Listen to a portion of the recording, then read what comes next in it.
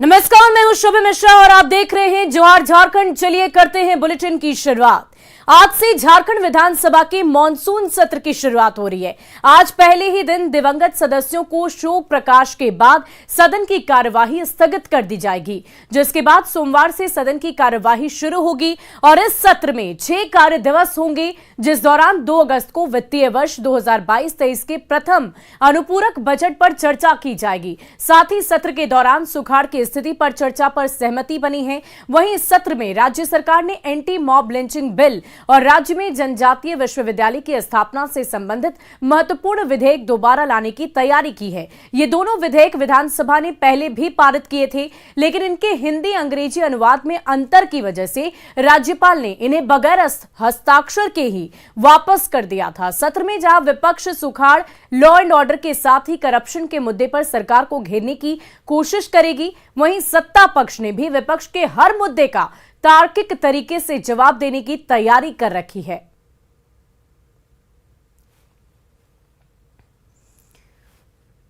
और उर्दू स्कूलों पर विवाद के बाद अब गोड्डा में जिला शिक्षा विभाग एक्शन में नजर आ रहा है। शिक्षा विभाग ने 88 स्कूलों का लिस्ट जारी किया है और उनमें आज छुट्टी नहीं होने की बात कही गई है। ऐसे में आज इन स्कूलों में शुक्रवार की जगह अब रविवार को छुट्टी होगी। आपको बता दें कि जिले में 88 ऐसे स्कूल थे जिन्होंने नियमों को ताक पर रखकर उर्दू शब्द जोड़ लिया था और शुक्रवार को जबरन छुट्टी ले रहे थे। इस लिस्ट में सबसे अधिक स्कूल बसंत राय और महागामा प्रखंड में है, जिसमें उर्दू नहीं होने के बावजूद शुक्रवार की छुट्टी होती थी।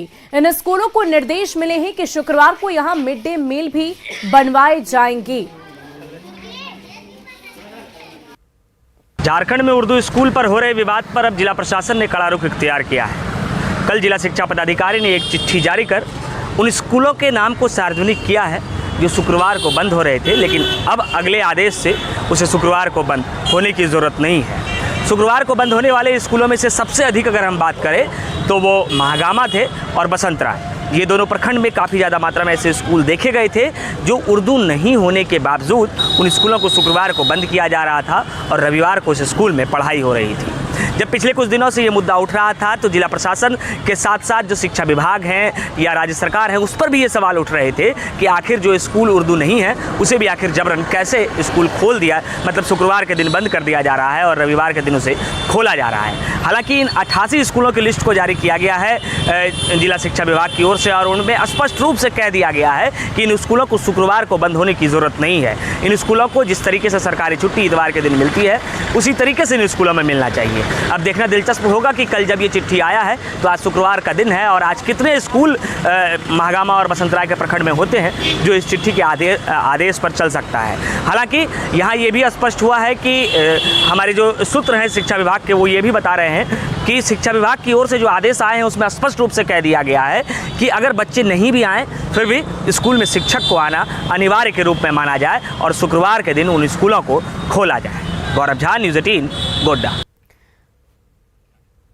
वहीं लोहरदगा में उर्दू स्कूलों पर बढ़ते विवाद के बीच शिक्षा विभाग ने किस्को प्रखंड के चरहू उर्दू हाई स्कूल की जांच की और इस दौरान मिले कागजातों से यह पता चला है कि जिले में 18 उर्दू स्कूल हैं और चरहू का स्कूल भी उनमें ही शामिल है। वहीं शिक्षा विभाग ने इन 18 उर्दू स्कूलों को ही शुक्रवार को बंद रखने की मंजूरी दी। साथ ही वैसे स्कूल जो जबरन अपने नाम में उर्दू शब्द जोड़कर बंद रखते हैं उन पर जांच के बाद कड़ी कार्रवाई की चेतावनी दी गई है। विद्यालय रिकॉर्ड में उर्दू विद्यालय है, अधिग्रहण के समय है और सरकार के नोटिफिकेशन में उनका उर्दू विद्यालय है। वो वैसे तरह के विद्यालय ही शुक्रवार को छुट्टी करेंगे और जो स्वघोषित है या जिन्होंने अपने आप उर्दू मान लिया है उनको शुक्रवार को छुट्टी नहीं रहेगी और वो रिकॉर्ड में उर्दू विद्यालय के श्रेणी में नहीं आते हैं। जो स्वघोषित विद्यालय हैं उनसे हम लोग रिकॉर्ड के मांग किए हैं कि आप किस आधार पर अपने विद्यालय को उर्दू मान रहे हैं। अगर विभाग के द्वारा नोटिफिकेशन में नहीं है कि उर्दू विद्यालय तो वो उर्दू विद्यालय के श्रेणी में नहीं आएंगे। और चलिए अब बढ़ते हैं अगली खबर की ओर। झारखंड के ज्यादातर जिले इन दिनों सुखाड़ की चपेट में हैं। हाल ये है कि बारिश नहीं होने से ज्यादातर इलाकों में धान की रोपनी हो ही नहीं पाई है। राजधानी के कांका प्रखंड के ज्यादातर गांव सुखाड़ का सामना कर रहे हैं। कांके प्रखंड का होचर गांव धान की खेती के साथ सब्जी की खेती के लिए भी जाना जाता है, लेकिन इस बार सब्जी की खेती पर भी आफत नजर आ रही है। और अधिक जानकारी दे रहे हैं न्यूज 18 संवाददाता संजय कुमार सिन्हा। आसमान में बादल रूठा है, जमीन पर बारिश नहीं हो रही, किसानों के चेहरे उदास हैं इसलिए कि धान की रोपनी नहीं हो पा रही। हम इस समय मौजूद है रांची के कांके प्रखंड के एक गांव में और यहाँ धान की रोपनी का हाल जानेंगे किसानों से ही कि जो आपका होचर गांव है, कई आसपास के गांव हैं, क्या वहाँ धान की रोपनी कितनी हो पाई है? एक भी नहीं हुआ है धान का खेती, बारिश होबे नहीं कर रहा है। इंद्र महाराज रूठ गए कि क्या पता नहीं है, जो यहाँ बारिशें नहीं हो रहा है जो रोपनी होगा। इसी से हम लोग को रोजी रोटी चलता है, बाल बच्चा सब कुछ परिवार इसी से चलता है। अब ऐसा हो गया इंद्र महाराज के हम लोग को कुछ मिल ही नहीं रहा, पूरा सूखा देख रहे हैं। आप देख रहे हैं कि ये बारिश नहीं होने से मिट्टी किस तरीके से सख्त हो गई है। अभी आप जैसा कि मौसम विभाग की माने तो अब तक 467 मिलीमीटर राज्य भर में बारिश हो जानी चाहिए, लेकिन अब तक जो बारिश हुई है 234 मिलीमीटर, यानी 50% कम बारिश हुई है। लिहाजा मिट्टी जो है अब बता रही है कि हम धान की रोपनी के लायक नहीं है। बाबा, ये जो है मिट्टी क्या परेशान करने वाली है? बहुत परेशान कर रहा है। हाँ। पानी नहीं है तो परेशानी है ही है। बारिश नहीं हो रहा है। कितने साल से आप धान की खेती कर रहे हैं? 30-35 साल से। क्या कभी ऐसा मानसून का देखे थे, कभी अंदाज? नहीं देखे थे। नहीं देखे। नहीं, पहली बार है। पहली बार है। हाँ। तो हमारा ये कहना है कि इस बार जो आप धान की खेती कर रहे हैं तो लगता है कि जितना कर्ज लेकर आपने खेती की है क्या उतना कुछ हो पाएगा? नहीं होगा। नहीं होगा। नहीं। तो सुखाड़ को लेकर क्या कहेंगे कृषि मंत्री से, सरकार से? उससे क्या कहेंगे, जो अथी है उसको मुआवजा के लिए गुहार करेंगे। मिलेगा देगा सरकार तो चलेगा दाना पानी हम लोग का किसी तरह। कि बारिश के पहले क्या गोभी की सब्जी लगाकर कुछ भरपाई होगी सब्जी की? पानी नहीं आने से गोभी भी नहीं होगा जी। नहीं, क्या है कि खेत कुआं में पानी नहीं रहेगा तो कहाँ से वो होगा गोभी। अच्छा, होचर के अगर कहें कि धान की खेती के मामले में कितने एकड़ में धान की खेती होती है होचर में? देखिए, खेत जितना है उतना में अगर पानी अगला साल बढ़िया पानी आया था तो उस समय पूरा में खेती लगा था। अब इन साल कहीं पानी नहीं है तो खेती कहाँ से लगेगा? खेती तो मुश्किल है कि हमको लगेगा। एक भी नहीं लगाया अभी तक ले खेत में। खेत में तो हम लोग बीड़ा कहीं कहीं से ऋण पैसा कर्जा कर करके बीड़ा छीट दिए हैं, लेकिन पानी नहीं आ रहा है, खेती लगेगा कैसे? नहीं लगेगा। कि सरकार राज्य भर के साथ साथ राजधानी के ग्रामीण इलाकों की तरफ भी देखे, क्योंकि वहां भी सुखाड़ की स्थिति का सामना किसान कर रहे हैं। संजय कुमार सिन्हा, न्यूज 18 रांची। और देखिए, मानसून में कम बारिश होने से रामगढ़ जिले के किसान बेहद परेशान हैं। धान के बीजड़े खेत में ही सूख रहे और जो बचे हैं उन्हें किसी तरह पानी पटाकर किसान बचाने में जुटे हुए हैं। किसानों ने सरकार से रामगढ़ को सूखाग्रस्त घोषित करने की मांग की है। पतरातू प्रखंड के कई गांवों में किसान डीजल पंप सेट के माध्यम से बीजड़े को बचा रहे हैं, साथ ही खेतों में पानी जमाकर रोपनी भी शुरू कर रहे हैं। लेकिन बारिश अगर नहीं हुई तो इसे बचा पाना एक बड़ी चुनौती बन जाएगी। पतरातू प्रखंड के लपंगा से किसानों की परेशानी बता रहे हैं हमारे संवाददाता जावेद खान। अभी मैं मौजूद हूँ पतरातू प्रखंड के लपंगा में। आप हमारे पीछे देख सकते हैं धान के खेतों में किसान लगे हुए हैं। दरअसल बारिश नहीं होने के कारण किसान जो है ट्यूबवेल और कुआं से पानी का जुगाड़ करके किसी तरह धान के बिजड़ों को बचा रहे हैं। ये बता रहे हैं इसमें लागत काफ़ी आ रहा है, मजदूरी देना पड़ रहा है। ऐसे में सीधे किसान से हम बात कराते हैं, क्या क्या परेशानी हो रही बताइए। परेशानी है बहुत सा है। पहला नंबर तो बारिश नहीं हुई है। दूसरा नंबर है कि लाइन भी बहुत कम रहता है। उसके ऊपर हम लोग मोटर से पानी चला रहे हैं, ट्यूबवेल से, कुआं से, कभी नदी से भी लाते हैं और यहाँ पानी का व्यवस्था नहीं है। कोई सरकार इसके लिए हम लोग को कुछ किया नहीं है। यहाँ आप देख सकते हैं। कितने जमीन में आप धान की खेती करते हैं? हम यहाँ जमीन कम से कम 5 एकड़ जमीन में अपना खेती करते हैं और साल भर का खाना अपना निकालते हैं। इसी से पूरा जीविकोपार्जन करते हैं। लेकिन लगता है कि इस साल जो भी हम पूंजी लगा रहे हैं वो पूंजी भी हमारा वापस नहीं लगता है कि पूंजी भी वापस नहीं आ पाएगी। और किसान से बात कराते बताइए क्या परेशानी है। हमरे कहने का मतलब है कि मान लीजिए कोई ऐसा व्यवस्था नहीं सरकार किया है, अब किसान क्या करेगा? पटाएगा, पानी देगा, अति देगा तभी न होगा। किसी तरह करके अपना रोजी रोटी चला रहे हैं, साल भर बाल बच्चा किसी से खिलाते हैं। क्या परेशानी हो रही है बताइए, क्या परेशानी है बताइए। परेशानी तो बहुत है, परेशानी ने आदमी की परेशानी ने खेती बाड़ी इतना परेशानी करता है ने क्या कहूँ। बारिश नहीं हो रहा है इसके कारण, बारिश नहीं हो रहा है और पटा पटा के धान उग जाता है तो क्या करे किसान। तो आप समझ सकते हैं क्या करे किसान। इंद्र देवता जो है इन लोगों पर मेहरबान नहीं है।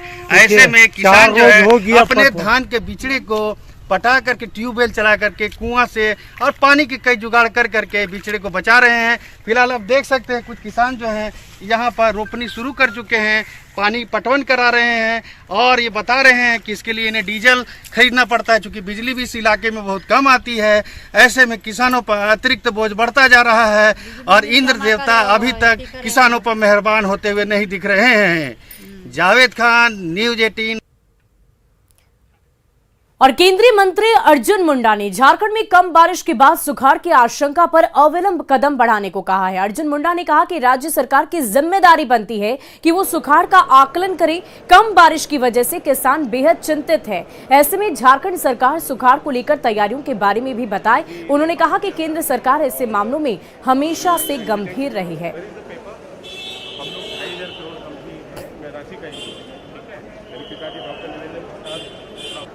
सुखाड़ से लोग बुरी तरह प्रभावित होने वाले हैं, तो इस पर राज्य सरकार का एक एडवांस प्लानिंग क्या है ये बताना चाहिए और साथ ही साथ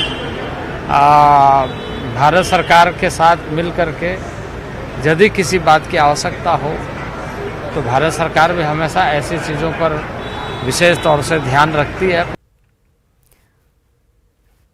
और चलिए अब बात करते हैं प्रदेश के मौसम के मिजाज की। रांची के मौसम में लगातार बदलाव देखने को मिल रहा है। मौसम विभाग के वैज्ञानिक अभिषेक आनंद के अनुसार अगले 5 दिनों तक रांची में सुबह कड़ी धूप के बाद दोपहर में मौसम सुहाना हो जाएगा। वहीं राज्य के दूसरे हिस्सों में आने वाले 5 दिनों में भारी बारिश की आशंका जाहिर की जा रही है। मौसम के बदलते मिजाज को लेकर और अधिक जानकारी दे रही है हमारी रांची संवाददाता कोमल बहल। तो झारखंड में लगातार मौसम का मिजाज बदल रहा है। अगर हम राजधानी रांची की बात करें तो मौसम विभाग के पूर्वानुमान राजधानी रांची में अगले 5 दिनों तक सुबह जहां पे धूप होगी तो वही दोपहर के बाद रांची का मौसम जो है वो सुहाना हो जाएगा और साथ ही साथ हल्के से मध्यम दर्जे की बारिश भी होगी। और अगर हम अन्य जिलों की बात करें जैसे पलामू प्रमंडल हो गया, साहेबगंज, गुमला, पाकुड़, इन इलाकों में अगले 5 दिनों तक हल्के से मध्यम दर्जे की बारिश होगी और इसके साथ ही इन इलाकों में 24 घंटे आसमान में काले बादल छाए रहेंगे और इसके साथ ही वज्रपात की भी आशंका जो है मौसम विभाग ने जताई और इस दौरान लोगों को चेतावनी भी जारी की है कि जब वज्रपात हो तो वो पेड़ के नीचे ना रहे या बिजली के खंभे के पास ना रहे। कोमल बहल, न्यूज़ 18 रांची। और खबर पलामू से, जहां मेदिनीनगर सदर थाना के चियांकी से 14 दिनों से लापता सूरज यादव का अब तक कोई सुराग नहीं मिल सका है। सूरज की सकुशल बरामदगी की मांग को लेकर ग्रामीणों ने रांची रोड NH 75 को जाम रखा। जाम की सूचना मिलते ही पुलिस मौके पर पहुंची। इस दौरान जाम में फंसी छोटी बड़ी सभी तरह की गाड़ियां और उनमें बैठे लोग काफी ज्यादा परेशान हुए। हालांकि पुलिस मामले में कार्रवाई करते हुए कुछ लोगों को हिरासत में लेकर पूछताछ कर रही है, लेकिन सूरज का सुराग अब तक नहीं मिल सका है। ये तस्वीरें देख सकते हैं किस प्रकार सभी आक्रोशित ग्रामीण NH 75 पर इस वक्त बैठे हुए हैं और इन्हें हटाने की कोशिश पुलिस प्रशासन की तरफ से की जा रही है ताकि जल्द से जल्द इस मसले को सुलझाया जा सके। पलामू से ये बड़ी खबर आपको बता रहे हैं।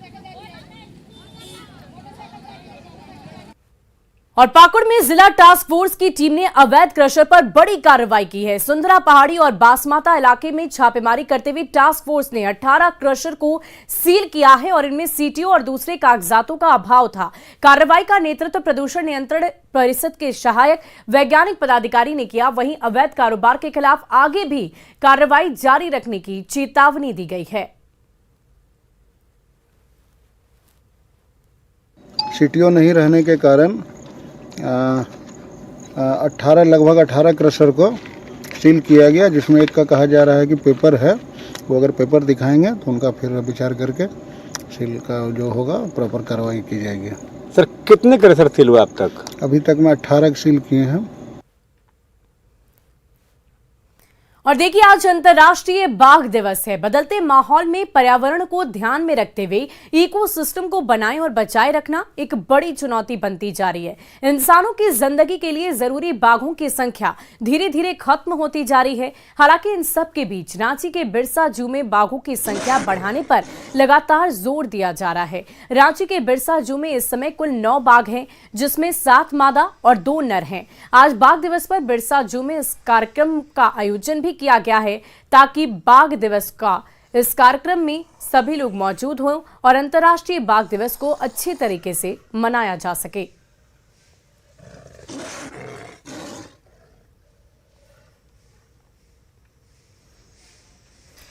और भोले शंकर की नगरी के रूप में विख्यात देवघर में सावन महीने में भक्तों का सैलाब उमड़ता है। यहां हर कोई भगवान पर जलाभिषेक करता है और जाते वक्त प्रसाद के रूप में पेड़ा ले जाना कतई नहीं भूलता। खोए और चीनी से बनी इस खास मिठाई के प्रसाद के रूप में बड़ी मान्यता है। 2 साल बाद लगे श्रावणी मेले में इस बार श्रद्धालुओं की भीड़ उमड़ रही है। वहीं बाजार में 400 रुपए प्रति किलो तक पेड़ा बिक रहा है। आपको बता दें कि देवघर में सावन महीने में पेड़े का कारोबार 10 करोड़ से भी अधिक का होता है।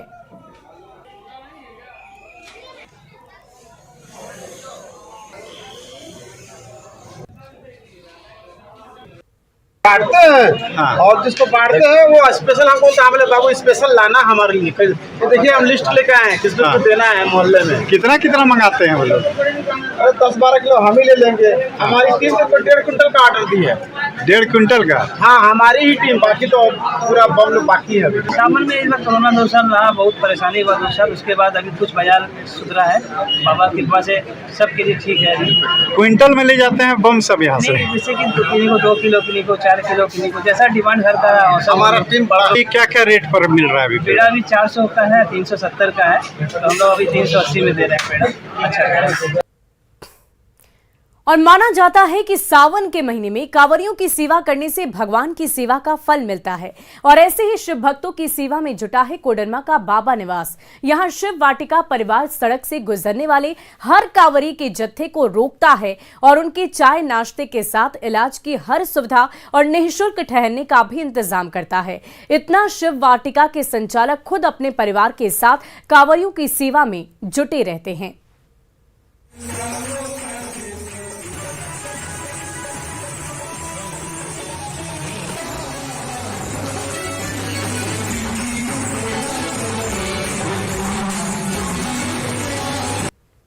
उनके रास्ते में कोई कमी नहीं है। बहुत बहुत धन्यवाद। सब चीज़ हम लोग को जो मिलना चाहिए सब मिला है। व्यवस्थापक लोगों का बहुत बहुत धन्यवाद है हमको हमारी तरफ से। सुविधा मिले है, खाने के लिए खाना मिले है, सोने के लिए बिछान मिले है, दवा मिले है, चाय मिले है, बहुत सेवा मिले है। 1 रुपये कोई नहीं लिया है, बहुत सा सेवा मिले है।